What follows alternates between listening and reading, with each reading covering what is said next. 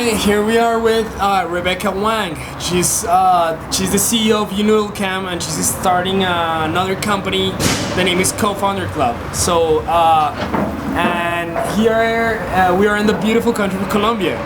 What brought you here? I came now yesterday to give a talk at one of the conferences organized by the University of Los Andes, la Universidad de los Andes, and the topic was the ecosystem of Bogota and how the different players and components of the ecosystem of Bogota. Mm-hmm. What do you mean by that? What do you mean it's a community of players, actors, and service providers who are creating the community of startups and entrepreneurs in the valley in Bogota. And I'm actually been interviewing like politicians, artists, but I don't know. I don't know. Sorry, I don't know about shit about entrepreneur. But what do you mean by a startup? What is a startup?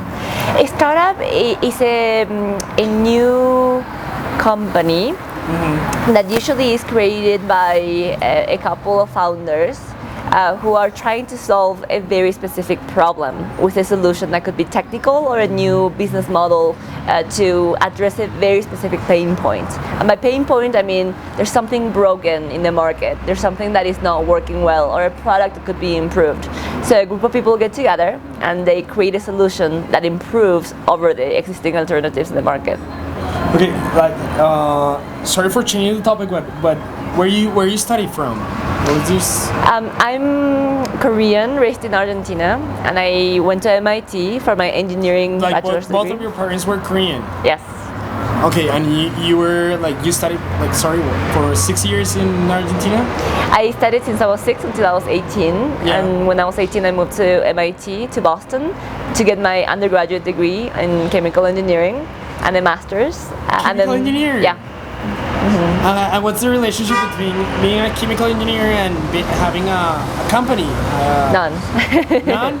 No, there is. I mean, chemical engineers do a lot of problem solving, and it's about doing systems engineering to find solutions. When you discover your thing that you were meant to, I don't know, like you meant to do what you're doing right now. That's an interesting question. I think the first time I really knew I wanted to do something related to entrepreneurship, I was an undergraduate student, and I had a passion for this problem, which is the water problem in the world.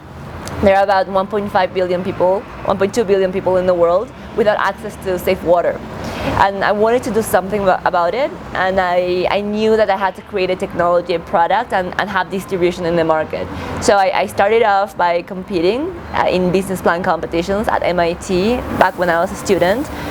And then I realized that you can really feel powerful. It's like feel like a creator. It's the closest you can feel like God, because you are creating new things that are being used by other people, and that's a very addictive feeling. I failed when I started, but after that you always have this incentive. Have you ever heard those words before, like feeling like God?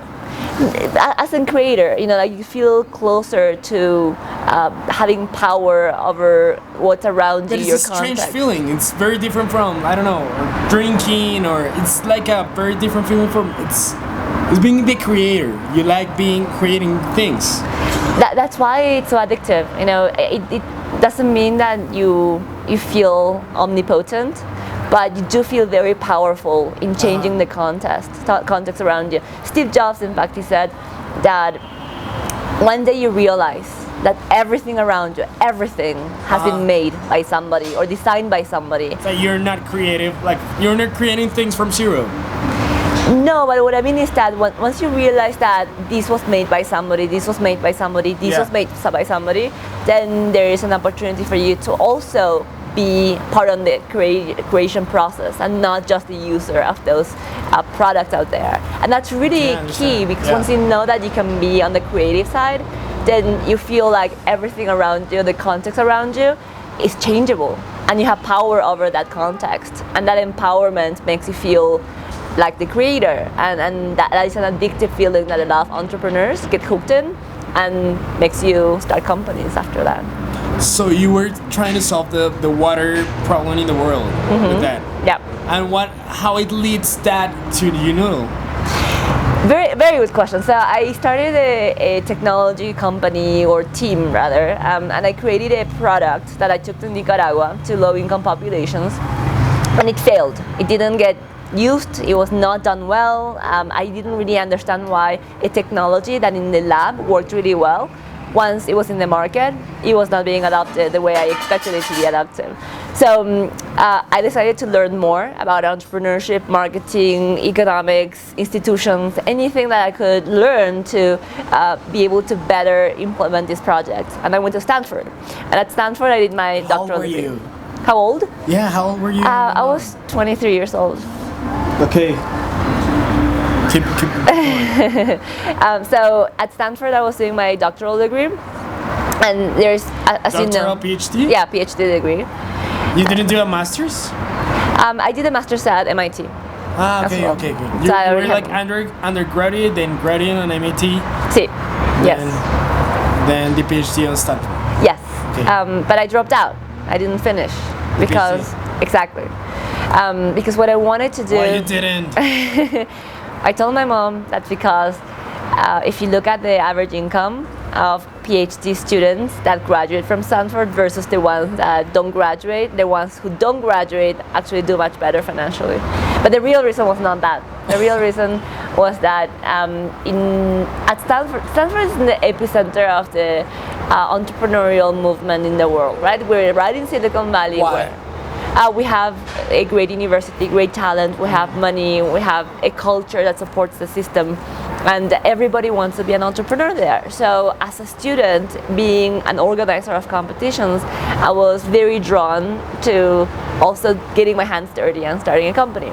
And I had a pain point myself. I was organizing competitions and connecting people on the ground at Stanford, but I couldn't really do that efficiently because manually making connections of investors with students, it was really time consuming. So we created a platform as a result. Why was time consuming? How someone that has capital, like I don't know, a venture capital would see a student. A student has an idea. Like that's a question. How do you think they saw those people? It's very difficult. You have to go to networking events and meet them one-on-one physically, and that's as you imagine, online process. Yeah. Okay. Yeah. So we created a platform that's online, virtual, to help increase the efficiency of that process, and also to give access to all the entrepreneurs outside of Silicon Valley to the resources in Silicon Valley. Because right now, if you're not in Silicon Valley, it's very difficult for you to gain access to that knowledge and resources. And our platform and Are you sure? Yes, I'm very sure. But if I'm living in Colombia, what would you say to a kid that lives in Colombia for starting a company? Yes, I was saying now there are many virtual platforms that bring more meritocracy to the system. So okay, I get it. You kind of solve that issue to the people that were abroad from Silicon Valley. Yeah, I mean anybody who wants to become an entrepreneur, you can now be part of that ecosystem virtually, and that was really the goal that we had. And what about the venture capitals? How about the money? So they're expecting also deal flow from both Silicon Valley as well as outside of Silicon Valley, but it's hard for them to find deal flow that's international in Silicon Valley. So any tool that would allow them to filter and identify the best companies from any cluster in the world, that's really valuable for them. Okay, and how you see Colombia now on entrepreneur as an entrepreneur country? Do you think there is people developing things here? It's an interesting country, or you think there's more things to being developed? I don't know. I think the talent is superb. You have really good engineers. You have people with the tenacity and the persistence to create companies. And the ecosystem is gaining a lot of momentum. Right now, there's an interest from the government, there's interest from the universities, and I'm really delighted to see all of the commitment that I see from the professors and the administration of the university to keep fostering entrepreneurship locally on campus. So I think the timing is perfect. Now what we have to do is turn that energy and channel that into real companies. Sorry for interrupting you, but what would you would advise a kid here in Colombia to go to Silicon Valley for? Not necessarily. Not necessarily. Yeah, there are a lot of opportunities here too, and I mentioned it to a lot of people, but in Latin America there are 3 countries that have good branding in Silicon Valley: Chile, Brazil, and Colombia these days. So there is quite a lot of curiosity. I thought Argentina was one of them. Argentina has great talent, but we struggle with our institutional framework and our economic context right now. But I do think that there's a lot of potential right now of entrepreneurs in Argentina too. Okay, so I'm gonna ask you one last question. Is what do you think, like, for Rebecca, as far as you have gone now? What's your key for being successful? I think always being really, really, really true to what I believe in, my value system, and working on things that I feel passionate about. Not because the things that I do are going to hopefully be a vehicle for me to do something else, but usually I choose things that make me happy today and will likely make me happy tomorrow. And that constant search for happiness creates success, and I really believe that. Thank you very much, Rebecca. Thank you for having me. ¿Qué tal? Super. Bien? Muy bueno. Okay. Muy bueno. Cheers.